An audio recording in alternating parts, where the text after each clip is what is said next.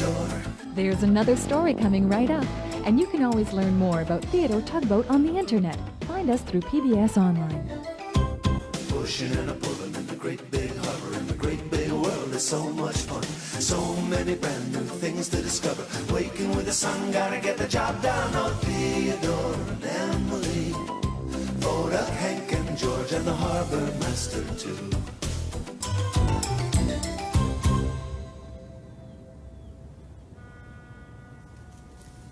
Hello. I'm on my way to visit Owen, the oil rig. And since it's an official visit, I have to wear my official harbor master's uniform. Now, all I need now is my official cap here. And, it is winter. I'll bet it'll be chilly out there. Maybe I should wear my earmuffs instead of my official cap. No. They're not really part of my official uniform. What should I do? I know what Hank would say. See, one time Hank was supposed to do something and... Now, let me tell you that story.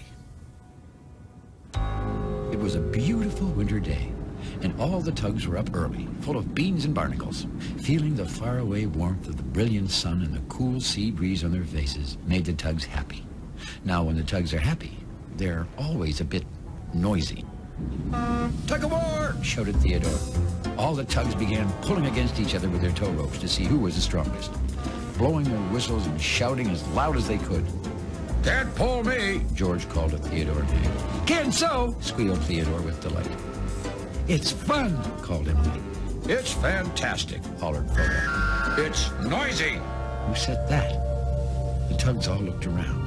It was the dispatcher. "You tugboats are being very noisy," he repeated in a grumpy voice. "I was sleeping, but your loudness woke me up. From now on, I would like everyone to be quiet." And with that, the dispatcher went back to sleep. "Everyone?" said Hank. "Wow." "Shh," said all the tugs. "Whoops," said Hank. He could already tell it was going to be very hard to be quiet, like the dispatcher said. Later that same day, George and Theodore set off on a special job. They had to move Owen the oil rig to the repair yard across the harbor. Now, Owen has to be moved at night. That's because he's so big. It's better if there are no other ships coming or going who get in his way. And even though the tugs were very excited about working late on such an important job, they were very quiet. "George, Theodore, can I come watch?" It was Hank hurrying to catch up. "You can come," frowned George, "but be quiet." Soon, the tugs could see Owen. And that's when Hank had the most awful thought. Guess what?" he said. "Hank, please remember to be quiet," said Theodore. It was no use. Hank knew what was about to happen, and there was nothing he could do about it. You see, he remembered something about Owen. And the other tugs were just about to remember, too. "Theodore, you go to the side," whispered George, "and I'll go in front. Hank, you stay beside me, and remember..." "I know," whispered Hank. "Be quiet." The tugs glided silently to their places, ready to begin moving Owen. George smiled. Everything was nice and quiet. "Hello there, tugboats!" someone roared. It was Owen, the giant oil rig. "Sure is good to see you. Yes, sirree, Bob," shouted Owen in his loud voice. Actually, Owen always talks in a loud voice. Very, very loud. "Gonna be moving me to the repair yards, huh, tugboats? Well, that's terrific. Terrific." Owen's big voice bounced off the other side of the harbor and rumbled right back at the tugs, just like thunder. "I tried to tell you," said Hank to the tugs. "Owen is very loud," frowned George. "Say, what's everyone whispering about?" yelled Owen. "The dispatcher wants everyone to be quiet, Owen," Theodore said softly as the tugs set off. "Oh!" roared Owen. "Quiet? Well, that seems great. Great. Yes, sirree, Bob. Nothing like a little peace and quiet." Well, Owen didn't say another word. The tugs were very glad that Owen had decided to be nice and quiet. "Oh, let's all go down to the squid chicken ground. There's nothing I've found like the squid chicken sound. Hank just had to laugh. Owen wasn't trying to be so loud. He just couldn't help himself. And Hank couldn't help laughing. Hank, Theodore said hotly, it's not funny. Oops, roared Owen. Forgot to be quiet again. Well, from now on, I'll be as quiet as a sea cabbage. No, I'll be as quiet as a goldfish. A potato. Owen went right on, and the more he named things, the louder his voice got. And the louder his voice got, the louder Hank laughed. Hank, grumbled George finally, you're being too noisy. You can't watch us anymore.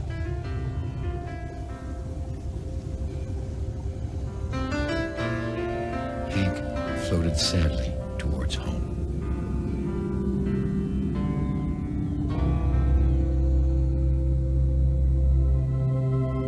Now by this time, a thick pea-soup fog was rolling into the harbor on the cold night air. And with the darkness coming on, it was getting harder and harder to see.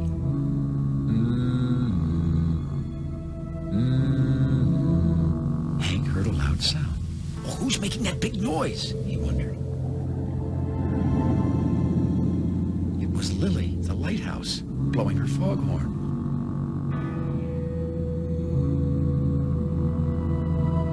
Hank raced as fast as he could toward Lily. Lily, huffed Hank. The foghorn said we have to stop making I mean, the dispatcher said we have to stop making foghorns. Oh, I mean, Hank was so excited he couldn't speak properly. But Lily kept right on blowing her foghorn. Oh, I have to do something to make Lily listen, he thought. He made strange faces. Finally, Hank floated backwards, rattled his anchor, rolled his eyes, and went straight towards Willie's Island. Well, Lily was so worried about Hank that she stopped blowing her foghorn. Hank, said Lily, I can't stop blowing my foghorn. It's foggy out. I have to warn ships and boats away from the sharp, dangerous rocks on Willie's Island. It's my job. Now, at the very moment when Lily stopped blowing her foghorn, the tugboats were pulling Owen closer and closer to Willie's Island and the sharp, dangerous rocks. Owen let out a thunderous yawn.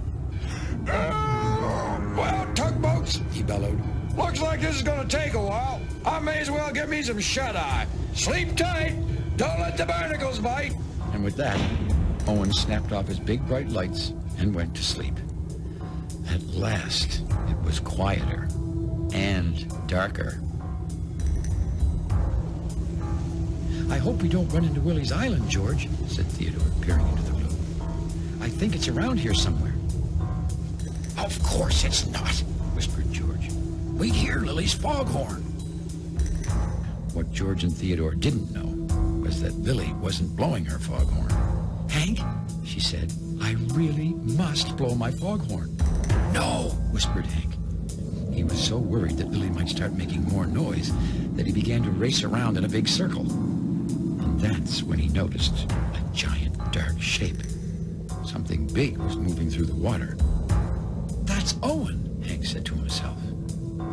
He realized the tugs were moving Owen, and in the dark, well, they probably couldn't see Willie's Island, and of course they couldn't hear Lily's foghorn warning them away from the rocks. That's because right then, Lily wasn't blowing her foghorn. Hank hurried out towards the tugs. George, Theodore, he started to say, but the tugs frowned and said, Shh, Hank. Now, Hank knew the dispatcher told everyone to be quiet, but even if he got in trouble with the dispatcher, Hank couldn't let his friends get hurt. He had to say something. Hank blew his whistle as loud as he could, and then he shouted, Stop! You're too close to Willie's Island! Lily, blow your horn! Right away, Lily began to blow her foghorn. Danger! Stay away! All the noise woke Owen, and wouldn't you know it, right there, almost in front of him, was Willie's Island. Turn! Roared George. Quickly! Yelled Theodore. Harder! Strained George. Help us, Hank! Cried Theodore. Hank moved quickly to the big rig.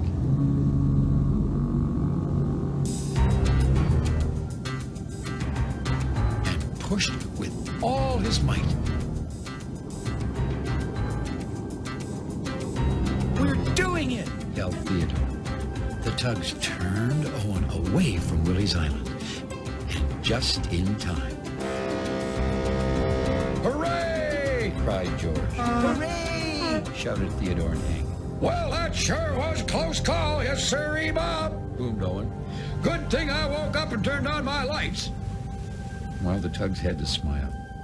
After all, they had done most of the work. Just then, the fog lifted a little, and the tugs could see another light come on, the light from the great ocean dock. "Oh, it looks like the dispatcher woke up too," said Theodore quietly. "It must have been all our noise," said George. "Uh-oh," said Hank to himself. "I'm in trouble now." Well, sure enough, the dispatcher was waiting for the tugs when they'd finished moving Owen. "What was all that noise?" he said. "It was me, sir," said Hank quietly. "Why did you make that loud noise, Hank?" asked the dispatcher. "Well, Lily was blowing her dispatcher, Mr. Foghorn," Hank began. All his words caught in his throat again like he'd swallowed a bumper, and everything came out funny. Theodore floated forward. "I think," he began, "it was all because you told us you wanted everyone to be quiet." "Right," said George.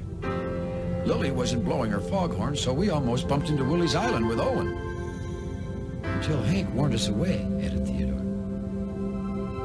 Well, when the dispatcher heard this, his mustache shot straight out. "Oh, my goodness me.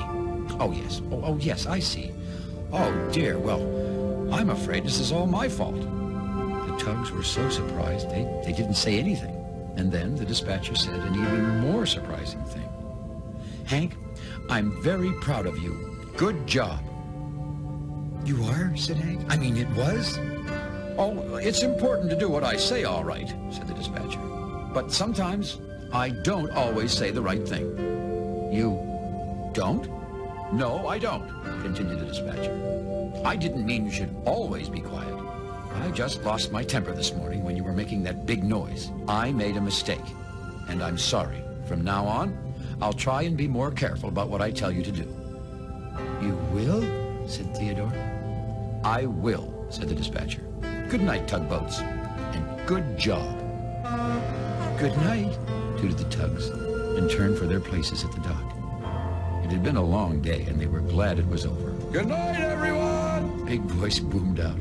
It was Owen, hollering from clear over at the repair yards. Well, the dispatcher turned back to the tugs again. "Do you think you should have a special loud time?" he asked. "Right now?" said Hank. "Right now," said the dispatcher. "Good night, Owen!" roared all the tugs together. "Well," said Owen, "it sure is loud in this here harbor. Yes, sirree, Bob." You know, I'm very proud of Hank, too. Somehow, he usually ends up doing the right thing, even though it doesn't always start out that way. Well, I was on my way to visit Owen. I just know my ears are going to be cold if I wear this official cap. So, I'm going to wear my earmuffs just this once. Thanks for visiting us here in the Big Harbor, and we'll see you all again next time. Something else I didn't think of. You know, with these earmuffs on, I can barely hear a thing. But I guess when you're going to go visit Owen, that's good. Yes, sirree, Bob! Theodore, he's a tugboat and a friendly tugboat too. A friendly tugboat too. Oh, Theodore and Emily, Bodak, Hank and George and the harbor master too.